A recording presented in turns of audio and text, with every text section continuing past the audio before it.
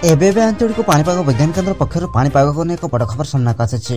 ତେବେ ବର୍ତ୍ତମାନ ଯାହାକି ସୂଚନା ମିଳୁଛି, ବଙ୍ଗୋପସାଗରରେ ପୁଣି ଲଘୁଚାପ ସମ୍ଭାବନା। ଏହିସବୁ ଜିଲ୍ଲାରେ ବର୍ଷା ହେବାର ସମ୍ଭାବନା।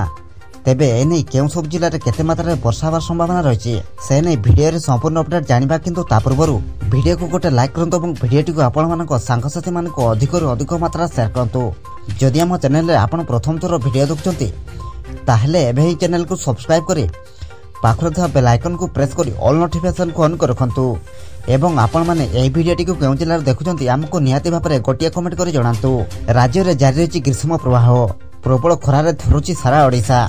ଅସମ୍ଭାଳ ଖରାରେ ଜନଜୀବନ ପ୍ରଭାବିତ ହୋଇଛି। ରାଜ୍ୟର 15 ସହରର ତାପମାତ୍ରା 35 ଡିଗ୍ରୀ ତଳେ ରହିଛି। ଆଜି ବି ଗ୍ରୀଷ୍ମର ପ୍ରକୋପ ଜାରି ରହିବା ନେଇ ପାଣିପାଗ ବିଭାଗ ପୂର୍ବାନୁମାନ କରିଛି। ସେପଟେ ବଙ୍ଗୋପସାଗରରେ ପୁଣି ଲଘୁଚାପ ହେବାର ସମ୍ଭାବନା ରହିଛି।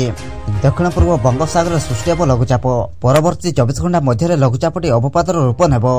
ପରବର୍ତ୍ତୀ ସମୟରେ ଏହି ଅବପାତ ତାମିଲନାଡୁ ଉପକୂଳ ମୁହାଁ ହେବାର ସମ୍ଭାବନା ରହିଛି। ଏହି ଲଘୁଚାପର ପ୍ରଭାବରେ ଓଡ଼ିଶାରେ ପାଗ କୋହଲା ରହିବ। 13 ରୁ 15 ତାରିଖ ମଧ୍ୟରେ ଦକ୍ଷିଣ ଉପକୂଳ ଓଡ଼ିଶାରେ ହାଲୁକା ବର୍ଷା ହେବାର ସମ୍ଭାବନା ରହିଛି।